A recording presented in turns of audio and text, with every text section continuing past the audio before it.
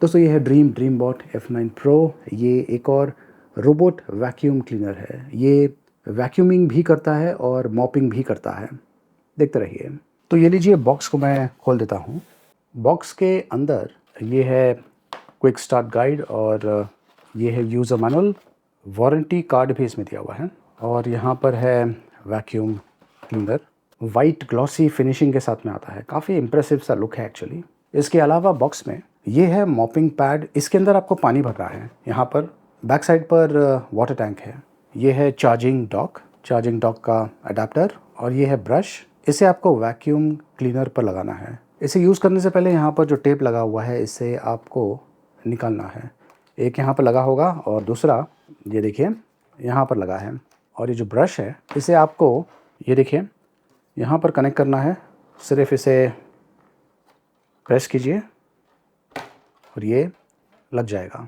अब मैंने बहुत सारे वैक्यूम क्लीनर्स का रिव्यू किया है। इनका जो बेस है ये ऑलमोस्ट सेम है। यहाँ पर ये रोटेटिंग व्हील है और ये है चार्जिंग पॉइंट्स और यहाँ पर ये एक और व्हील है और यहाँ पर ये जो एरिया है ये इस प्रकार से बाहर आ जाता है और इसे भी आप निकाल सकते हैं और क्लीन कर सकते हैं। यहाँ पर अक्सर जो थ्रेड है या फिर जो बाल है वो अटकते हैं, तो उन्हें क्लीन करने के लिए आप इसे निकाल पाएंगे।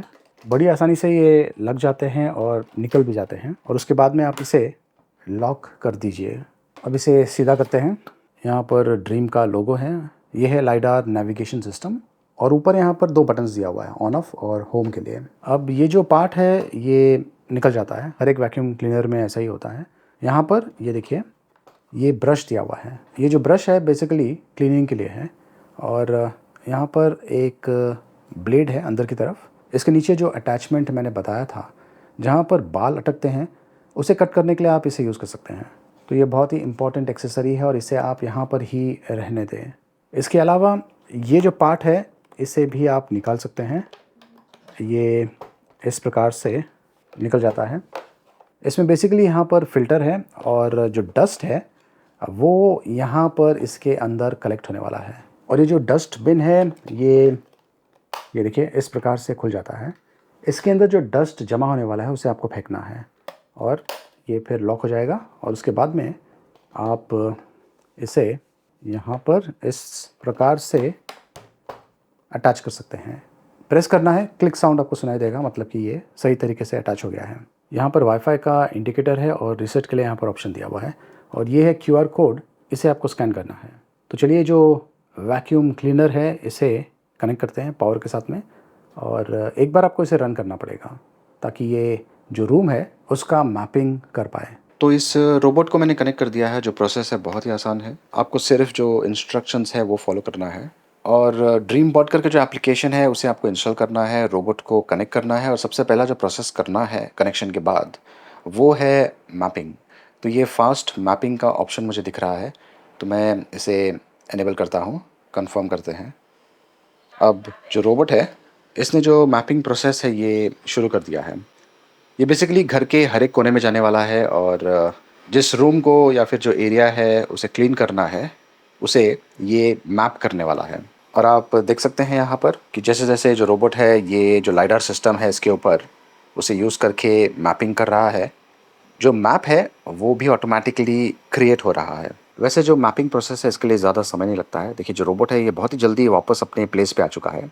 और जब कभी आप मैपिंग करते हैं तो बहुत ही इंपॉर्टेंट है कि जो रूम आप नहीं चाहते हैं रोबोट क्लीन करे वो जो रूम है उसे आप लॉक रखिए। ये देखिए तकरीबन 1 मिनट के अंदर मैपिंग हो चुका है और रोबोट जो है अब चार्जिंग डॉक की तरफ जा रहा है। तो मैंने ये जो 2 रूम्स हैं इसे बंद रखा हुआ है ताकि जो रोबोट है वो क्लीन ना कर पाए, अंदर ना जा पाए। ये देखिए जो रोबोट है इसने काफ़ी बढ़िया तरीके से जो रूम है इसे मैप किया हुआ है, एकदम प्रिसाइज।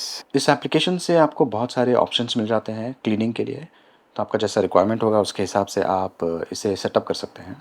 आप शेड्यूलिंग कर सकते हैं, जो क्लीनिंग हिस्ट्री है उसे चेक कर सकते हैं। एक्सेसरी जो यूज़ हुआ है उसके बारे में जानकारी आपको मिल जाएगी। रोबोट को लोकेट कर सकते हैं और सबसे बेस्ट चीज़ ये है क्योंकि ये वाईफाई से कनेक्टेड है, आप अगर ट्रैवलिंग कर रहे हैं तो वहाँ से भी आप कमांड दे सकते हैं और ये जो रोबोट है आपके घर को क्लीन करना शुरू कर देगा। अब यहाँ पे देखिए रूम 1 और रूम 2 इसने डिफ़ाइन किया हुआ है। इन केस अगर आपको स्पेसिफिक रूम को ही क्लीन करना है तो वो ऑप्शन भी अवेलेबल है। या फिर अगर आपको नो गो ज़ोन क्रिएट करना है, मतलब कि जो रोबोट है वो एरिया को क्लीन नहीं करेगा, तो वो भी आप डिफ़ाइन कर सकते हैं।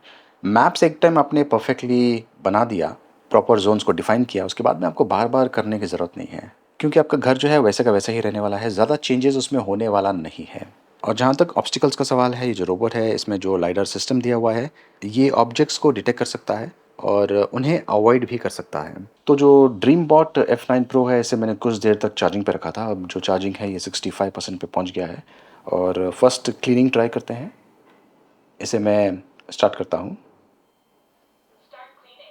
ये देखिए जो क्लीनिंग प्रोसेस है ये शुरू हो चुका है और ये जो वैक्यूम क्लीनर है ये इस प्रकार की आवाज़ निकालता है। वैसे जो आवाज़ है ये एक्सेप्टेबल है, इतना ज़्यादा नहीं है। और फ़िलहाल मैंने जो डिफ़ॉल्ट मोड है क्लीनिंग मोड उसे ही सेलेक्ट किया हुआ है। अब ये घर के हर एक कोने में जाने वाला है और जो ब्रश है ख़ास करके वो जो डस्ट है साइड्स में उन्हें लूज़ करता है और जो वैक्यूम है मशीन अंदर वो डस्ट को सक करता है। तो इस प्रकार से ये जो वैक्यूम क्लीनर है बहुत ही बढ़िया तरीके से घर की सफाई करने वाला है।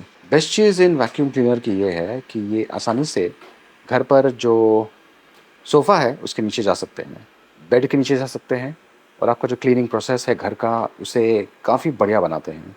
एक्चुअली कोने-कोने में जाके जो डस्ट जमा होता है उसे ये वैक्यूम क्लीनर बहुत ही बढ़िया तरीके से रिमूव कर सकता है।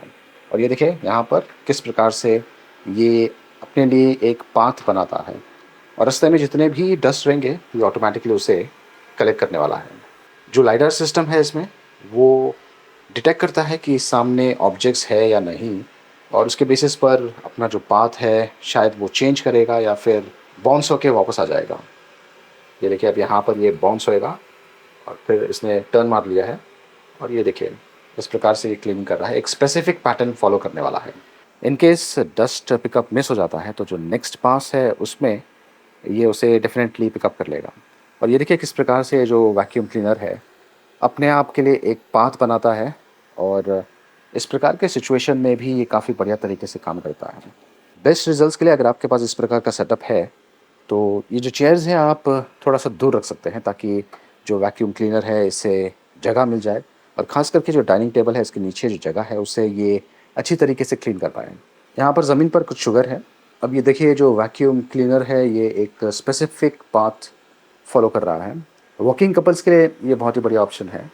अब देखिए ये जो पास है इसमें जो शक्कर है इसे ये वैक्यूम करने वाला है। ये देखिए इस पास में और ये देखिए कितनी आसानी से ये सोफ़े के नीचे चले जाता है। और यहाँ से एक और पास में यहाँ पर जो शक्कर है इसे ये पिकअप कर लेगा। जब आप वैक्यूमिंग करते हैं तो जो प्रोसेस है कितना कंप्लीट हुआ है उसके बारे में जानकारी भी आपको मिल जाती है। ये देखिए अब क्लीनिंग टास्क कंप्लीट हो चुका है और ये अब डॉग के पास जाने वाला है अपने आप को चार्ज करने के लिए। तो जो लाइडर सिस्टम है इससे प्रिसाइज नेविगेशन इसे मिलता है, फास्ट और एक्यूरेट मैपिंग कर सकता है। 2 इन 1 क्लीनर है, मतलब कि वैक्यूमिंग भी करता है और मॉपिंग भी करता है, झाड़ू पोछा दोनों करता है। इसमें 3200 mAh की बैटरी है जो कि काफ़ी बढ़िया परफॉर्मेंस दे देता है, एक घर के लिए काफ़ी है। और इन केस वैक्यूम करते समय अगर इसकी जो बैटरी है वो डाउन हो जाती है तो ये फिर से ऑटोमेटिकली जो डॉक है उसके पास जाने वाला है, अपने आप को चार्ज करने वाला है और फिर से जो वैक्यूम प्रोसेस है उसे कंटिन्यू करने वाला है। और इसमें जो पावरफुल सक्शन है ये 4 एडजस्टेबल लेवल्स के साथ में आता है। एलेक्सा, सिरी और गूगल असिस्टेंट के साथ में भी ये कंपैटिबल है। इसका जो प्राइसिंग है ये है 24,999 रुपीज़। अगर आप ये प्रोडक्ट खरीदना चाहते हैं लिंक मैंने वीडियो के डिस्क्रिप्शन में दिया हुआ है।